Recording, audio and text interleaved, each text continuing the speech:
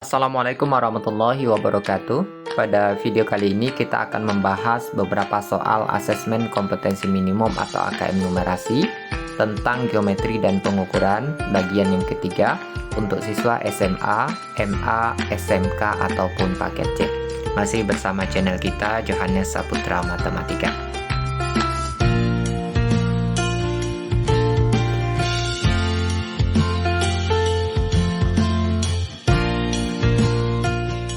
Soal pertama, Badan Geologi Kementerian ESDM dan Mitigasi Bencana Geologi Sumatera Utara sedang mengamati ketinggian letusan awan panas Gunung Sinabung pada hari tersebut.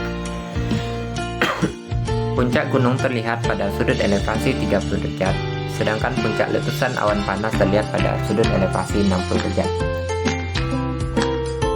Diketahui, tinggi Gunung Sinabung adalah 2.460 meter dan terjadi kesalahan dalam mengukur sudut elevasi. Besar sudut elevasi untuk melihat tinggi erupsi seharusnya adalah 50 derajat. Akibat kesalahan ini, maka tinggi erupsi gunung sebenarnya lebih tinggi atau lebih rendahkah bila dibandingkan dengan tinggi erupsi yang didapatkan dari sudut elevasi semula? Berikan alasannya. Nah, dari soal ini, maka kita bisa melihat bahwasanya terjadinya kesalahan dalam pengukuran sudut elevasi, yang seharusnya sudut elevasinya itu 50 derajat tapi yang terukur adalah 60 derajat. Maka untuk sudut elevasi 50 derajat kita bisa membuatkan kurang lebih gambarnya seperti ini ya. Nah, sekarang kita mau melihat kalau sudut elevasinya 60 derajat dibandingkan dengan sudut elevasinya 50 derajat, kira-kira bagaimana tinggi letusan gunung api tersebut, tinggi erupsinya, apakah dia lebih tinggi atau lebih rendah? Nah, tinggi erupsi gunung sebenarnya yaitu dengan sudut elevasi 50 derajat seharusnya lebih rendah bila dibandingkan dengan tinggi erupsi yang didapatkan dari sudut elevasi semula 60 derajat. Kenapa? Karena sisi di depan suatu sudut atau di sini adalah tinggi erupsi gunung akan lebih pendek atau lebih rendah jika di sudutnya diperkecil. Nah, jadi kalau sudut awalnya itu kan di 60 derajat. Kalau sudutnya itu seharusnya itu 50 derajat, berarti dari 60 derajat itu kan menjadi 50 derajat sudutnya kita perkecil.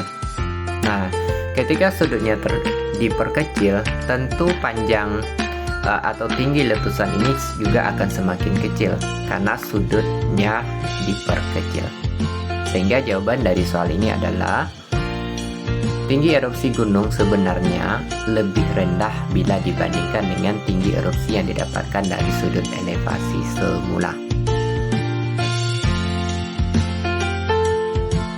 Soal yang kedua, dengan stimulus yang masih sama tentang letusan Gunung Sinabung, Badan Geologi Kementerian ESDM dan Mitigasi Bencana Geologi Sumatera Utara sedang mengamati ketinggian letusan awan panas Gunung Sinabung pada hari tersebut. Puncak gunung terlihat pada sudut elevasi 30 derajat, sedangkan puncak letusan awan panas terlihat pada sudut elevasi 60 derajat. Jika tinggi Gunung Sinabung adalah 2.460 meter, maka tinggi letusan awan panas gunung tersebut adalah, di mana nilai akar 3 itu setara dengan 1,73 sekian gitu. Nah, dari stimulus yang ada, kita bisa membuatkan berupa gambar ya, berupa gambar segitiga ABC, kemudian di situ juga ada segitiga ABD gitu. Nah, dari sini bisa kita lihat tentu sudut A itu adalah 90 derajat atau sudut BAC atau sudut BAD, tinggal kita tambahkan. Nah, maka dari sini kita mau mencari berapa tinggi letusan awan panas dari Gunung Sinabung, atau dari gambar bisa kita lihat sebenarnya kita mencari panjang AC. Nah, dengan menggunakan aturan sinus, maka kita peroleh apa? AD ya per sin 30 itu akan sama dengan AC per sin 60. Ya. Sehingga dari sini AD sin 30 nilainya, sin 30 derajat nilainya setengah. Kemudian sin 60 derajat nilainya setengah akar 3. Sehingga AD dibandingkan dengan setengah sama dengan AC dibandingkan dengan setengah akar 3. Nah, sehingga setengah AC sama dengan setengah akar 3 AD. Maka AC sama dengan akar 3 dari AD. Nah, akar 3 dari AD berarti AC itu sama dengan akar 3 dikali AD itu adalah 2460. Maka akar 3 dikali 2460 itu adalah 4260,45 atau senilai dengan 4260. Nah, jadi tinggi letusan awan panas gunung tersebut adalah option B, yaitu 4260 meter. Soal yang ketiga. Pada saat bermain di lapangan, Ihsan melihat sebuah bayangan tiang bendera yang panjang. Kemudian Ihsan mulai berpikir, berapakah tinggi tiang bendera tersebut? Apakah tinggi tiang bendera tersebut akan sama dengan panjang bayangannya? Lalu Ihsan mulai mengukur panjang bayangan tiang bendera tersebut menggunakan sebuah meteran. Akan tetapi, pada saat meteran menunjukkan angka 12,5 meter, Ihsan berhenti dan berdiri tegak. Pada saat itu, Ihsan melihat bayangan ujung tiang bendera dan bayangan ujung kepalanya berada pada satu titik.